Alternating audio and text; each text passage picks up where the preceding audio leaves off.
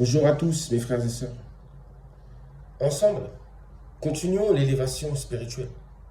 Ensemble, continuons notre réflexion. Continuons de réfléchir. Continuons de penser. Pour tout simplement sortir enfin des ténèbres. Sortir enfin des mensonges qui règnent sur ce monde.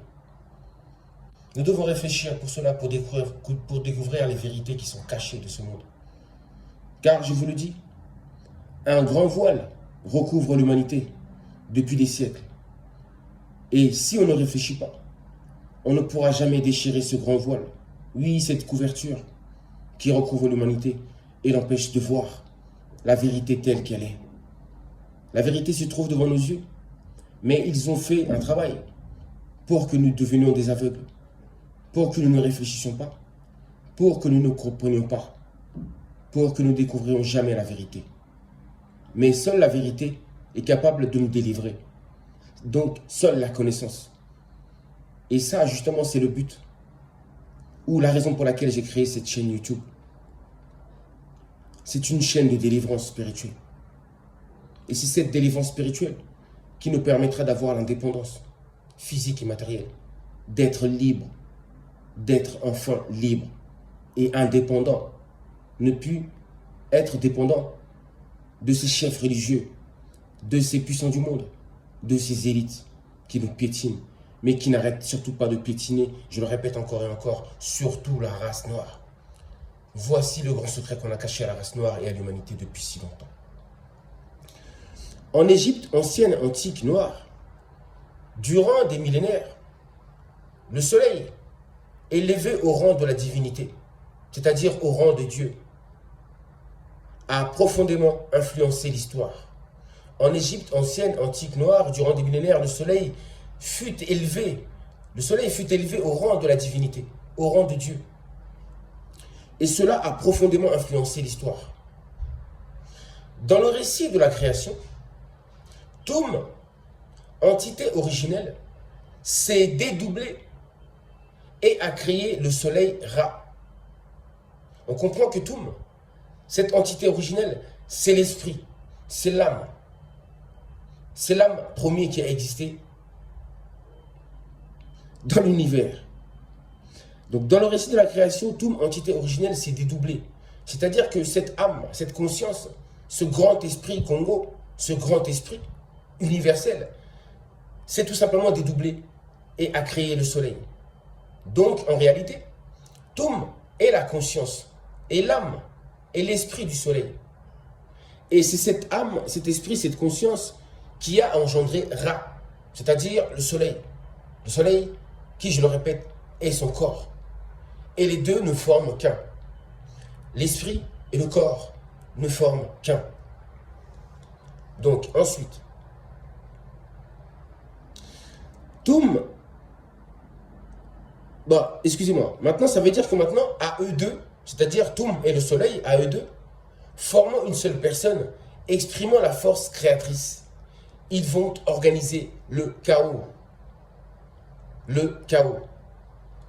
Alors apparaîtront par la suite des dieux successifs qui constitueront les éléments du créé. Des éléments du créé. Des choses qui ont été créées. Révélation. La terre, le ciel, l'air et l'eau. La vie des espèces. Tout ça, ça a été créé. Les espèces animales ainsi que humaines ont été créées. La terre a été créée. Le ciel a été créé. L'air a été créé. L'eau a été créée. Donc, mes frères et sœurs, si on réfléchit, cela veut dire que le feu, qui est le soleil, est incréé.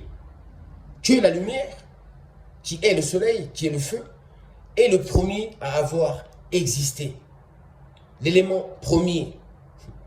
La première créature. Oui, celle que l'on peut appeler justement Dieu, l'ancien des jours. Cela veut aussi dire que c'est le soleil qui a créé la terre, le ciel, l'air et l'eau. Oui, c'est le soleil. Donc le soleil étant un feu, on peut aussi dire que c'est le feu qui a créé la terre, le ciel, l'air et l'eau. En vérité, le soleil, c'est un feu vivant. un grand feu vivant. Ainsi, dès le stade primordial, Ra, nommé encore Nembumbaloa en Kikongo, est présent, agissant et puissant sur tous les plans. Par les récits du livre des morts, on découvrira la réalité de Ra, c'est-à-dire qu'on découvrira la réalité du soleil, la réalité de Loa. Âme, écoutez bien le soleil, âme, Dieu, créant la matière. Le soleil, âme, Dieu, créant la matière. Le mot Ra, par ces deux lettres en égyptien, est l'expression d'un mouvement emplissant l'univers d'une matière. Alors écoutez maintenant, le soleil n'est-il pas cet émetteur d'un rayonnement matière? Bien sûr que oui, nous connaissons la réponse. Pour les Égyptiens, les Noirs antiques, nos ancêtres, cette matière allait devenir constitutive ou encore créatrice des éléments de l'univers, cette matière provenant du soleil. Et l'homme serait l'un de ces éléments-là, l'un des éléments du soleil, l'un des éléments du feu, l'un des éléments de la lumière. Parcelle, en parlant des humains, parcelle du tout divin doué d'âme et de corps à l'image du Créateur, à l'image du soleil, comme je vous l'ai démontré précédemment. Oui, le Dieu solaire, le Dieu soleil, le Dieu soleil. Vous avez déjà entendu cette expression-là, le Dieu soleil, mais vous n'avez jamais fait attention. Mais en vérité, la vérité se cache là. C'est là que se cache, ou c'est là qu'on remarque qu'on nous a caché quelque chose. Alors, je continue. C'est-à-dire que le soleil, en vérité, parce que, non, plutôt je me répète, et dans cette œuvre majeure, Ra, le soleil, est cause originelle. Écoutez bien, est cause originelle. Le soleil est cause originelle. C'est-à-dire que le soleil est l'origine de toute chose. Le soleil est Dieu suprême. Il est celui qui règne dans le ciel. Quand vous regardez le ciel, quand vous levez la tête au-dessus de vous, vous remarquez que le seul qui règne dans le ciel, le seul qui règne au-dessus de nous, c'est le soleil. Il est tout puissant. Le soleil est l'alpha, car étant le commencement. Ra, le soleil, est représenté comme émettant, écoutez bien, des rayons qui se terminent par des mains. Vous l'avez déjà vu ça représenté en Égypte antique.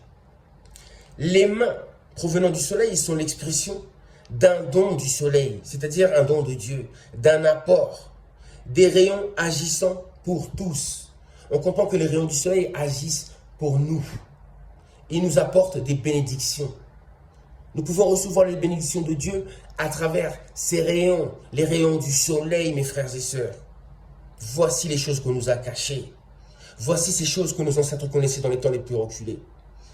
Et le pharaon présente des objets dans les rayons du soleil, offrande de reconnaissance. Pourquoi il fait ça? Pourquoi il fait des offrandes aux rayons du soleil? Donc, on pourrait aussi penser, quand il fait ça, quand il présente justement des offrandes en face du rayon du soleil, on pourrait aussi penser que le pharaon présente les offrandes pour qu'elles reçoivent de l'énergie, du rayonnement, qu'elles deviennent plus actives pour leur utilisation dans la vie. Donc là, on voit qu'il y a des effets. Le soleil a des effets sur nous. A des effets. Mais quels sont ces effets-là? Justement, c'est ce que je vous parle.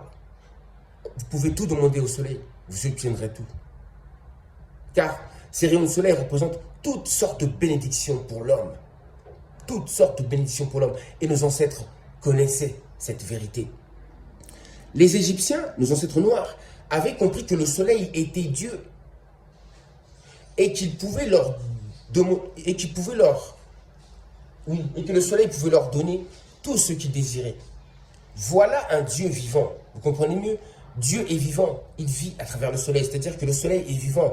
En voyant que le soleil est vivant, on comprend que Dieu est vivant à travers ce soleil-là qui est vivant. Voilà un Dieu vivant qui a toujours été le soleil, qui est et qui sera toujours. Quelle puissance dans le soleil qui confère une force d'éternité. Le thème des effets du soleil de Ra, de Mbombaloa, sera déroulé tout au long des 3 millénaires, 3000 ans de l'Égypte ancienne. Même à la basse époque, au temps de l'Égypte des